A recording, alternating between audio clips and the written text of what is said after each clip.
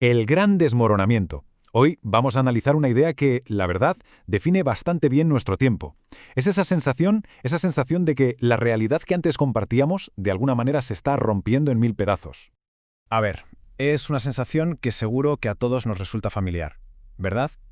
Esa de que parece que ya no pisamos el mismo suelo, que los hechos, incluso los más básicos, están a debate. Y que, bueno, hablar de ciertos temas se ha vuelto casi imposible. La gran pregunta es, ¿cómo hemos llegado a este punto? Pensemos un momento en cómo eran las cosas antes. Los grandes medios de comunicación, pues para bien o para mal, eran los que marcaban la agenda, creaban una especie de base común de información para todos. Pero, ¿y ahora? Ahora son las plataformas las que personalizan completamente nuestro acceso a la realidad. Es como decía Eli Pariser, la pantalla se ha convertido en una especie de espejo que solo nos devuelve nuestros propios intereses. Y claro, el resultado es que cada persona vive en su propio universo informativo. La conversación pública, lógicamente, se ha hecho añicos. Vale. Para entender de verdad este desmoronamiento, tenemos que seguir el rastro de tres grandes fracturas, tres grietas enormes que están partiendo nuestro mundo. Hablamos de una fractura económica, otra informativa y, por último, una social. Venga, empecemos por la memera, la económica. Fijaos en este dato, que viene de la investigación de Thomas Piketty. La desigualdad ha vuelto a niveles que no se veían desde hace más de un siglo. Y ojo, esto no es solo una estadística fría en un gráfico. Lo que significa, en la práctica, es que hay una élite muy pequeña que vive en una realidad económica, completamente distinta a la del resto. Y claro, esa fractura económica tiene una consecuencia política directa y muy potente. Empieza a calar la sensación de que el poder de verdad, el que decide las cosas importantes, ya no está en las urnas, se ha desplazado a los mercados financieros. Y esto inevitablemente va minando la confianza en las instituciones democráticas y genera un sentimiento de impotencia bastante generalizado. Muy bien, a esa grita económica ahora tenemos que sumarle otra fuerza, una que lo ha cambiado absolutamente todo en la forma en que vemos el mundo. Hablamos, como no, del tsunami digital. Aquí es justo donde se cruzan los caminos de la fractura económica y la tecnología, porque ese tsunami digital literalmente arrasó con el modelo de negocio de la prensa tradicional. Pensemos que vivían de la publicidad. Esta caída en picado de los ingresos, como se ve aquí, dejó muy debilitados a los que antes eran los, digamos, guardianes de la información. Y en ese vacío que dejaron los medios de toda la vida, ¿quién entró? Pues los algoritmos. Y estos algoritmos crean lo que conocemos como burbujas de filtro. ¿Qué significa esto? Pues que cada persona recibe una dieta de noticias e información hecha a su medida. El problema, que esto solo refuerza lo que ya pensábamos y nos aísla de cualquier cosa que lo contradiga. Al final, llegamos a un punto en el que ni siquiera compartimos los mismos hechos básicos. Y llegamos a la tercera gran fractura, la social. El sociólogo Ulrich Beck lo describió muy bien. Hablaba de cómo las identidades colectivas de siempre, como la clase social o la comunidad local, se han ido debilitando. Por un lado, esto nos hace más libres, yo soy yo, pero por otro también nos deja más solos y con más ansiedad. Y en esa soledad empezamos a buscar desesperadamente nuevas formas de sentir que pertenecemos a algo, en un mundo que percibimos como cada vez más roto. Entonces, repasemos el panorama. Tenemos una fractura económica, una informativa, una social. Es un caldo de cultivo perfecto. Y en medio de todo este descontento, de este vacío, surge una fuerza política que sabe exactamente cómo capitalizarlo.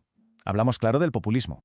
A ver, la clave para entender el populismo es que no es tanto una ideología, con un programa concreto, sino más bien una forma de hacer política. Un método. Y ese método es simple pero tremendamente poderoso. Trazar una línea en la arena. A un lado, el pueblo, virtuoso, puro. Al otro, la élite, corrupta y culpable de absolutamente todo. Y tienen un manual de estrategia que se repite una y otra vez. Primero, se presentan como algo totalmente nuevo, como un antipartido, una idea que ya usó Mussolini, por cierto. Luego acuñan términos pegadizos como la casta, para meter a toda la clase política en el mismo saco. Y sobre todo, y esto es crucial, apuntan directamente a los árbitros del juego democrático, la justicia independiente y la prensa libre. Claro, la suma de todo esto nos lleva a una realidad política completamente nueva. Una en la que la amenaza a la democracia ya no viene, o no siempre, de un tanque en la calle, de un golpe de Estado clásico. No, ahora la amenaza viene desde dentro mismo del sistema. Y el combustible que alimenta esta nueva forma de hacer política es lo que llamamos posverdad. Como lo define Estel Morales, ojo, no se trata simplemente de mentir, es algo más sutil. Consiste en lograr que la verdad, los hechos, dejen de ser importantes. Lo que cuenta es la emoción, el sentimiento de pertenencia a tu tribu. Los datos objetivos pasan a un segundo plano.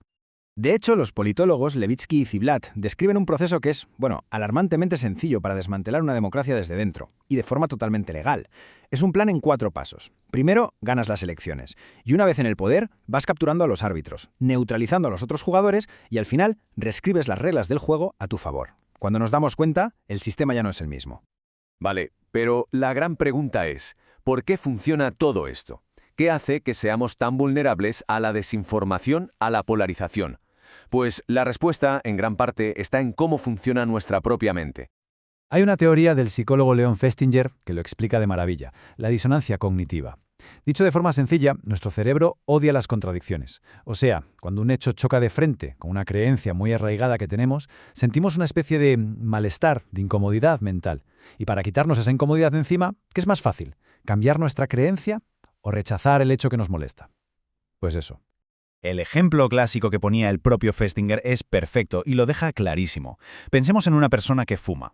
Saber que fumar provoca cáncer le crea una disonancia brutal. Así que, ¿cuál es la solución mental más sencilla? Pues empezar a cuestionar la ciencia, a decir que no está tan claro.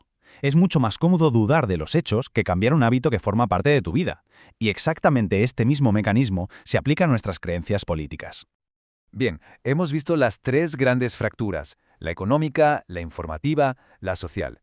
Hemos analizado la respuesta política que ha surgido y por qué, a nivel psicológico, tiene tanto éxito. Así que, llegados a este punto, la pregunta es inevitable. ¿Hay alguna forma de dar marcha atrás? ¿Podemos, de alguna manera, volver a conectar? Pues mira, el físico Jorge Wagensberg nos dejó una definición de conocimiento que es, cuanto menos, esperanzadora. Decía que el conocimiento es un producto de la mente exportable a otra mente. Es una idea preciosa, ¿no? El conocimiento, por su propia naturaleza, está hecho para ser compartido. Es un puente que une mentes. La ciencia, el periodismo, incluso el arte, no son más que eso, intentos de construir esos puentes. Pero claro, aquí es donde nos topamos con el gran dilema de nuestro tiempo. Si el conocimiento necesita un terreno común para poder exportarse, para poder compartirse, ¿qué pasa cuando ese terreno común se ha roto? ¿Qué hacemos cuando se ha convertido en un archipiélago de pequeñas islas, de realidades aisladas que no se tocan entre sí? Esa, me parece, es la gran pregunta que va a definir no algo nuestro presente, sino también nuestro futuro.